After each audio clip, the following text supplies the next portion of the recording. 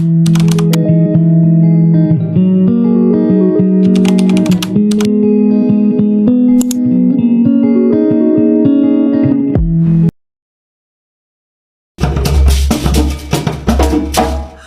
holiday gone wrong. It had taken me a 12-hour flight and a 4-hour bus journey, but I was finally here. Shirakawa-go, a traditional Japanese village hidden among the mountains in the center of Japan. It had peaceful rice fields, thick mountain forests, and charming traditional houses. But I wasn't here to get away from the fast pace of Tokyo. No, I was here because of murder, madness, and ancient curses. That made it sound awfully dramatic. Really, I was here because of my favourite Japanese animated series, Higurashi no Nakukoro ni. The series was set in the village of Hinamizawa, but everything, from the old wooden houses, the Shinto shrine, and the arrangement of trees and rivers, was almost exactly identical to the village of Shirakawa-go. This made it the perfect mecca for fans of the series, but this wasn't some cute, relaxed show about life in the countryside. It was a time-travelling psychological horror series with just as much blood and guts as cute girls and comedy scenes. As I walked into the village, already sweating under the 35-degree weather, I heard the clicks and chirps of the cicadas. Normally, this would be a sign of lazy summer days, but to fans of the show, it had a completely different meaning. The title of the show meant When the Cicadas Cry, which had as much to do with the chirps of the insects as the cries of victims being murdered. I couldn't help but shiver as I heard them, even though it was so hot I had a headache. The cicadas chirping meant I had arrived. Unfortunately, although reaching my very own Mecca had been such an important goal for me, I hadn't planned things so well. I thought coming off-season would mean cooler temperatures, but I'd managed to choose one of the hottest summers in recent history for Japan. Not only that, but without the usual number of tourists, many shops were closed, and I found myself with nothing to eat and drink but a bottle of water and a single onigiri, a rice ball. I also hadn't had the best luck on my trip so far. I'd stayed the first few nights in Tokyo, trying, unsuccessfully, to get over my jet lag. Instead, I'd just gotten sick of the heat and the sudden change in diet. Apparently eating cheap ramen and Japanese sweets all day wasn't good for your body. But my worst mistake came on the first night when I was still half dead with jet lag and I got a bowl of rice and meat in a restaurant. Halfway through eating my meal, I stuck my chopsticks into the rice to check my phone. Only seconds later, an old woman walked up to me, shouting in fluent Japanese. I had been studying as hard as I could, but no textbook could prepare me to understand an angry old woman telling me I'd just done something extremely offensive. As I learned after getting help from Google Translate and apologising endlessly, chopsticks stuck in a bowl of rice looked very similar to incense sticks stuck in a bowl, a key part of a traditional Buddhist funeral. It was bad luck to do so, and I felt like an idiot tourist for days afterwards. Still, it was all going to be worth it because I was finally here in Shirakawa-go. I wasted no time and immediately started climbing the stone stairs up the hill. I passed by the Shinto shrine, an important location from the TV series. A group of crows was sitting outside, which was very suitable because in a memorable and horrible scene in the show, one of the characters was found dead outside the shrine, crows eating her guts. I decided to go into the shrine later. I wanted to get to the top of the hill before the midday sun beat down in full force. It wasn't such a big climb, but in the heat it felt like Mount Fuji, and my lungs were exploding by the time I got to the top. I barely stopped to rest though. Looking out over the village, I compared the real-life image to the animated shots I had seen so many times watching the show. I remembered everything that had happened here. All the fights, the tense conversations, the murders. I hated looking like a tourist, but nobody was around, and I had to take something to remember this. So I leant back against the fence and took out my phone to take a picture of myself. It was hard to get myself and the whole view in shot, so I leant back further, and then I fell, landing in the grass and then rolling. I was so surprised I didn't even cry out, but as I kept rolling, I picked up speed. I rolled over grass, then dirt and rocks, until I rolled right off a big rock. I flew several feet into the air, still unable to scream, and I landed precisely on my right leg. Crack! Pain exploded through me, and now the screaming came. It felt like my leg had been torn apart, and when I looked down, I saw the white flash of bone. I immediately rolled over and threw up, which was worse because it put more pressure on my leg. I panted wildly. The smell of my breakfast, bread with sweet bean paste, attacking my nose. It smelled like blood. Once I'd calmed down a bit, I looked around me. I had fallen far, so far that the top of the hill was just a distant dot above me. I was in the woods which climbed up one side of the hill, and everything was quieter than before. I couldn't hear the crows or the sound of human voices. All I heard were the clicks and chirps of the cicadas. Panic gripped me. "Help! Help!" I screamed. "Tasukete! Tasukete!" When I'd studied Japanese, I'd had no idea I would actually need that phrase, but it didn't matter. I screamed for what felt like hours, but nobody came. There was no doubt about it. I had broken my leg, and I needed to get to help. I tried standing up on my left leg, but the hill was steep, and every time I tried to stand, I fell over. I couldn't lean on my right leg, which meant it was impossible to get enough balance. It didn't help that I was sweating like a pig and shaking with panic. I saw my phone a few feet away from me, and my brain started working again. Thank God it hadn't fallen far from me, and it didn't look broken either. If I could just get to it, I could call for help. Crawling on my hands and knees, I made my way over to the phone. Every time a stick or rock brushed against my broken leg, I gasped with pain. But finally, I made it to my phone. And then I remembered something. I had a British phone that worked on British telephone waves. Japan used a different system, meaning my phone was useless. I checked just to see if there were any Wi-Fi networks nearby, but of course there weren't. I was going to have to get help on my own. Well, going down was easier than going up. I checked nothing had fallen out of my bag, took a big drink of water, and started moving down the hill. As I passed through the trees, I remembered a scene from the show Higurashi. One of the characters had gone mad because of a disease that affected people in the village.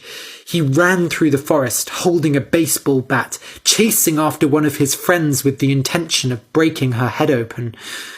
I suddenly realized that I was completely unprotected here.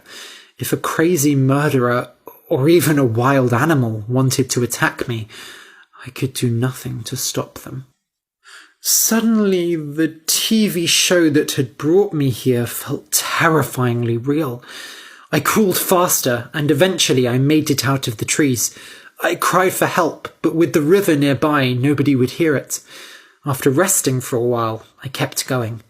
By this point, it felt like my leg was on fire, and every movement drove the flames even higher. Part of me wanted to find a sharp rock and cut my leg off, and I wondered if the madness had taken me too.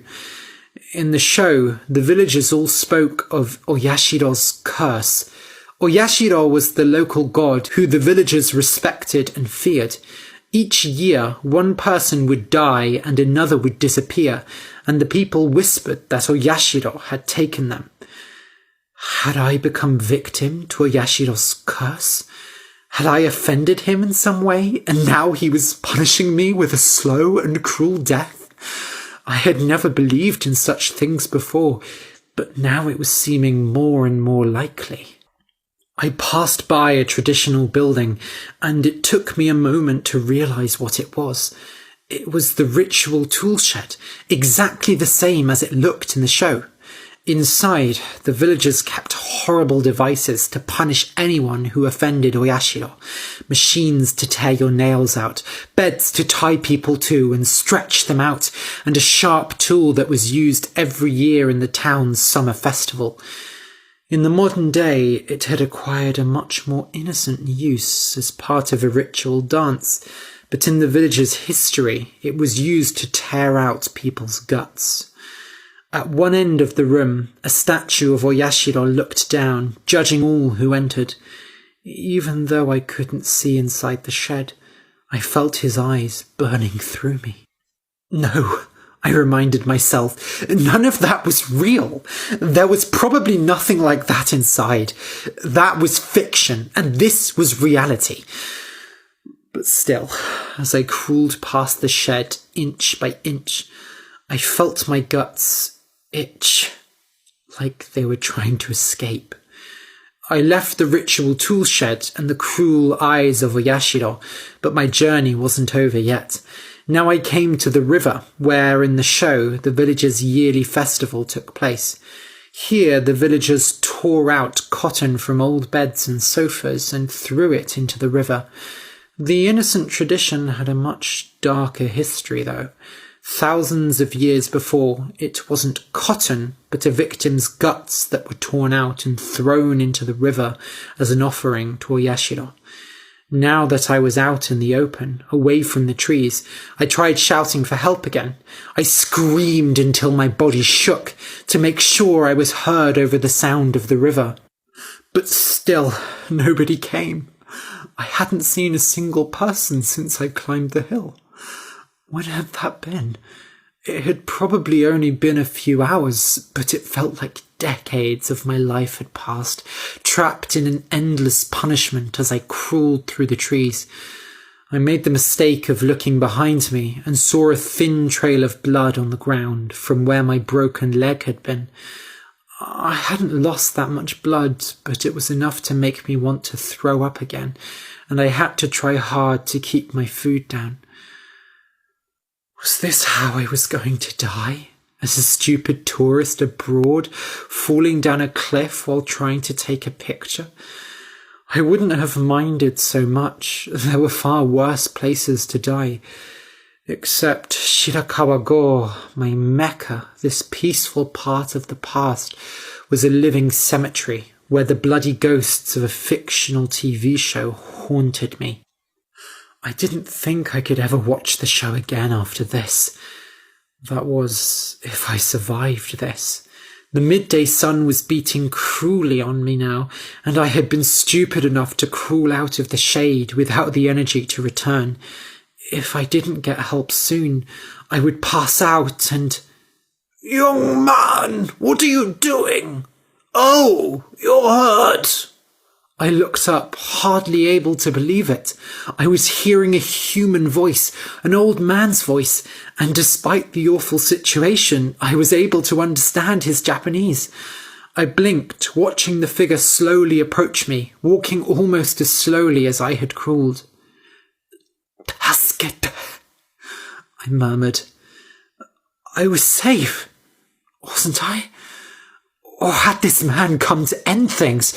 I couldn't tell if he was holding a walking stick or a weapon. Not that it mattered. It was too late. My whole body was collapsing, and everything went black.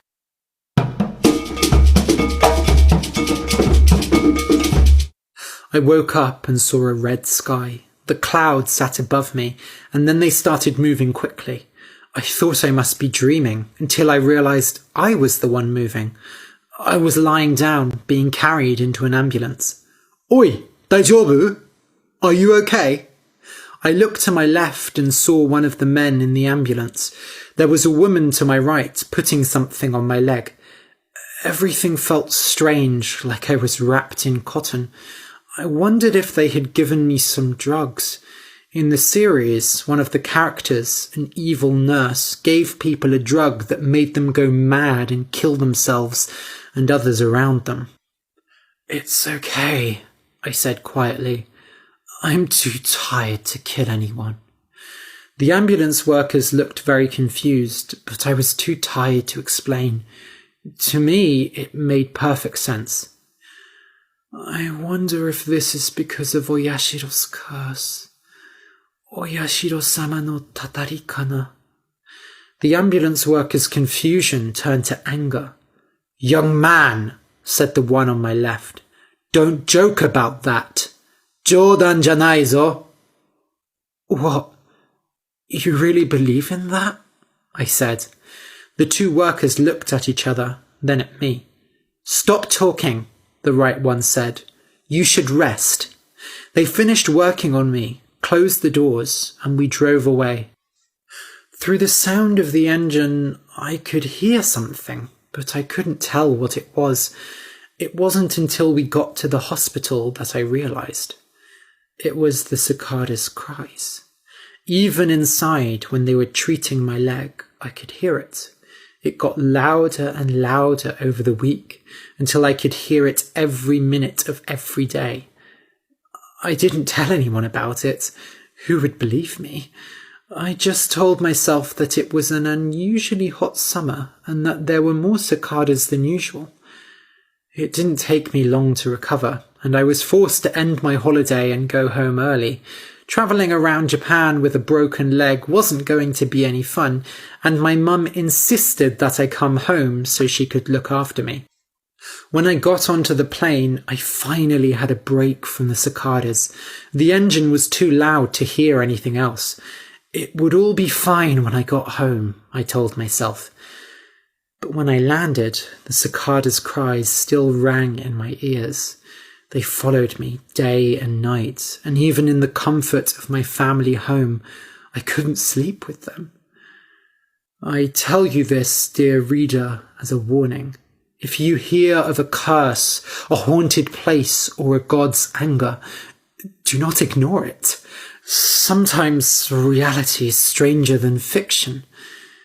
My leg has healed now, but I still hear the cicadas in my ear, day and night. And sometimes, in the dark of the night, I feel my guts itching, like they want to escape. The end.